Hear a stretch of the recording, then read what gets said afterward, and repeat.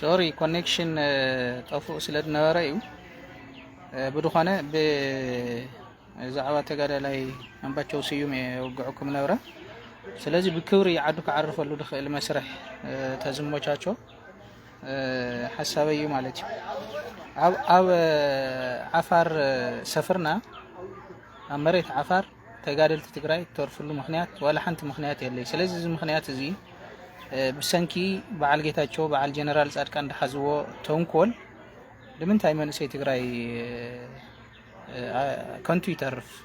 داو عدو تكسو تايهم تغني بدحرو اوكي تي ጉድአት لعبه يكخد ስለዚህ ካብዚ ሓይል እዚ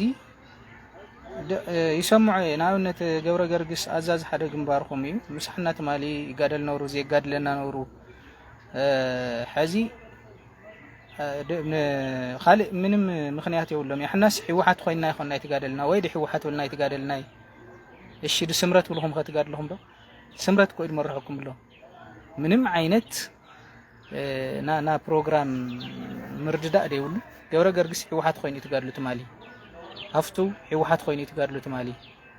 حوحات يعمل ملاو زبرك أبقعتهم مالتي أوكي ودو زي نخدو عينا ودونا يخوني موالد خوليهم مسولهم يكولي خوليهم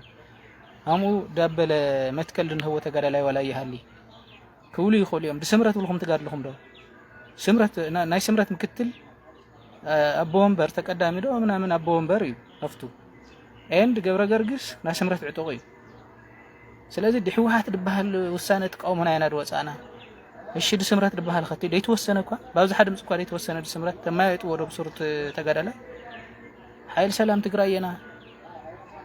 ጌታቸውማ ግልጽ ጸውይና እኮ እዩ ሕና ስምረቴና ውሉ ፓርተ ቋቁሙ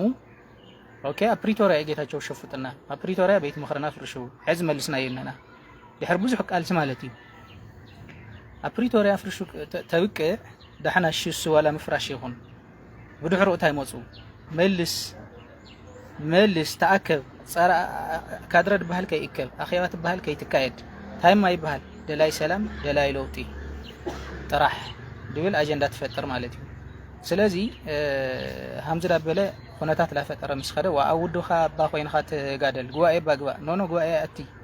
متى أيجم جمي شلي بق عند راسي مالت زوم كان يازمات جرازمات بحال نقدم نمسف انت سرعة همسة شلي النبر هم أي كألي كادرة تجراي هم أي كألي يقولوا ودو هم أي كألي لا جمخا لا تجمع خات قتصل تخل سلازي إن حرب همزة دبل خنا تحت لين قتصل هايننا تقطع كان عجوا أدا وجوائت وكله نو والوصو أوكي بدحرقه سمرت البحالة تاشو سمرت متياشو دينا أساس سمرت كبلسجنا عنده نو يقولنا word by word تمالتي أم حرنيو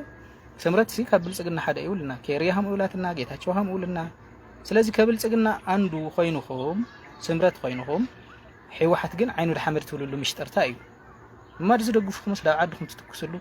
عندكم ديت موتسو اوكي دايك فكروا لهم يخليهم يرداني يتمنقد خبير منقد انه غغلو او غغلو مع قرش خافلهم زعم زعد مشجار يرداني ولو خفتخا تديف كو قبلكاي ولو خفتخا تديف حواف خوينو قبلكاي كاولا العقم هما يخون يزوم سوات زوم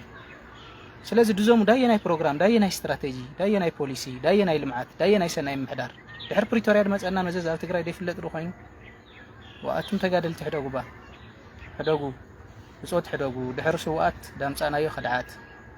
ድሕሪ ዝኹሉ ሓርበኛ ዳምጻናዮ خدعات ኣብ ልዕሊ ትግራይ ድሕር ፕሪቶሪያ ድመጻና ጣጣ ብኢህን ኢና ዳሓልፎ ድግበአና ነረዳዳ ይድግበአና ስለዚ ብምርድዳ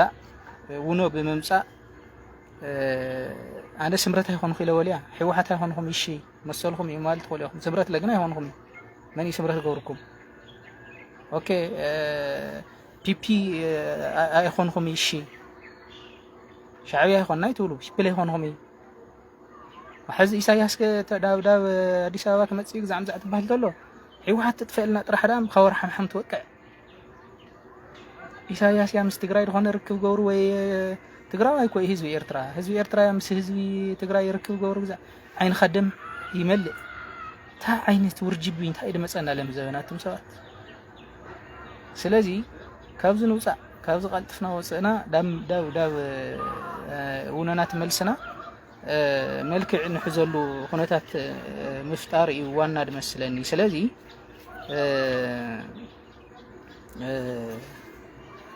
ዲፒፒ ኣይተቃለስኩም ዲፒፒ ሽካብ ተቃለስኩም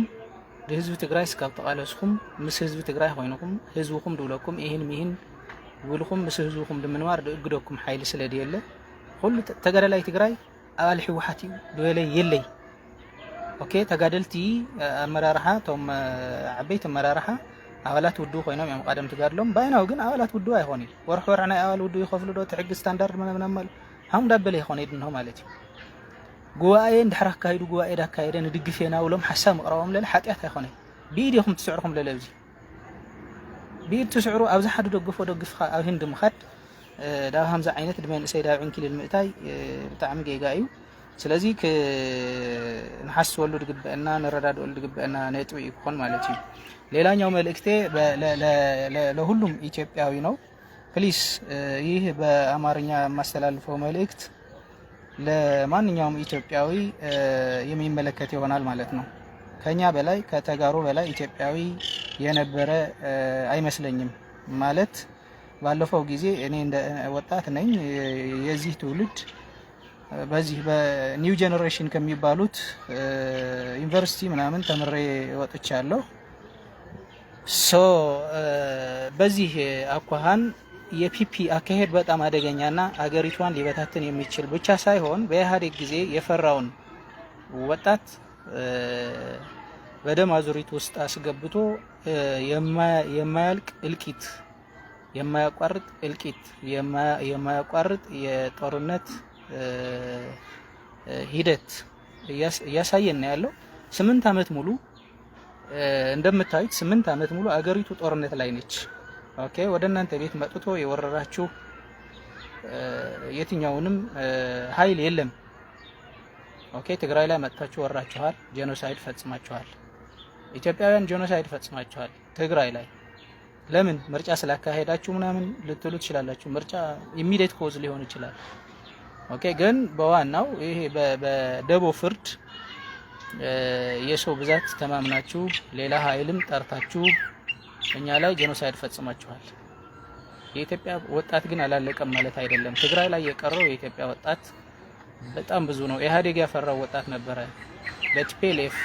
አመራር በኢህአዴግ አመራር የፈራው ወጣት ትግራይ ላይ ያለቀው ወጣት ቀላል አይደለም አሁንም አማራ ክልል ላይ የሚያልቀው ወጣት ቀላል አይደለም የሰው ህይወት ነው ያለቀ ያለው ኦኬ ፋኖ ራሱን እየተከላከለ ነው ምን ያደርጋል በገዛ ቤቱ የት ይሄድ እናንተ ዝም ብላችሁ እየተነዳችሁ መጣችሁ አማራ ክልል ላይ ጄኖሳይድ መፈጸም የለባችሁም መሞት ካለባችሁ ቤታችሁ ላይ መሞት ይችላልላችሁ የክብር ሞት ነው ቤታችሁ የምትሞቱት እዚህ ገደል እየገባችሁ በዱር በገደሉ የአሞራ የአራዊት ሲሳይ ሆናችሁ ከምታልቁ ቤታችሁ ላይ ሆናችሁ አንታገልም አንወጣም አንሄድም ለምን አትሉ ማን መጥቶ እናንተን ቀሰቀሰ ማን መጥቶ ከቤት አስወጥቶ እናንተን ገደለ ማን ነው እናንተ ላይ ጄኖሳይድ የፈጸመው ማን ነው እናታችሁን የደፈረው ማን ነው አባታችሁን አስገድዶ የሆነ ነገር ያላችሁ ማን ነው የቤተ እምነታችሁ ያቃጠለ ያፈረሰ ማን አለዛ ለምን ትመጣላችሁ ለምን ወደ አማራ ክልል ትመጣላችሁ ለምን ወደ ትግራይ ተዘምታላችሁ ኦኬ የራሳችሁ ደጋፊ እኮ ነው ሻዕቢያ የነበረው አሰብ ብሎ ይሄ አጀንዳ የማያልቅበት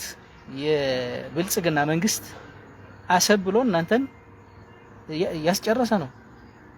ስለዚህ ሌላ እልቂት ከመምጣቱ በፊት ከቤታችን አንሄድም ብላችሁ እዛ አባት እናታችሁ ፊት እዛ ልጆቻችሁ ፊት ቤተሰባችሁ ፊት ብትሞቱ ይሻላል የክብር ሞት ነው እሱ ለኔ ስለዚህ ለምን በየቦታው እየመጣችሁ ታልቃላችሁ እስከዚህ ድረስ ማገናዘብ የማይችል እስከዚህ ድረስ አውጥቶ ወርዶ ማሰብ የማይችል ወጣት ነው ያላት ኢትዮጵያ ለምንድን ነው እንደዚህ ምን ሆነው ስለዚህ ልብ በሉ ልብ ግዙ አንሄድም ብላችሁ በተለይ ከምርጫ በኋላ የሚያመጣው ፕሮጀክት በጣም አደገኛ ፕሮጀክት ሊሆን ይችላል የብልጽግና መንግስት ከተመረጥኩ የተወሰነ ቀን ቆያለሁ ብሎ ስለሚያስብ ማለት ነው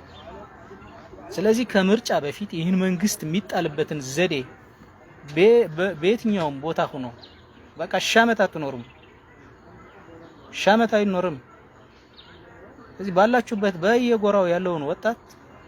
ተነቃቅቶ ይሄኛውን ጉዳይ አጽንኦት ሰጥቶ ሊገጥም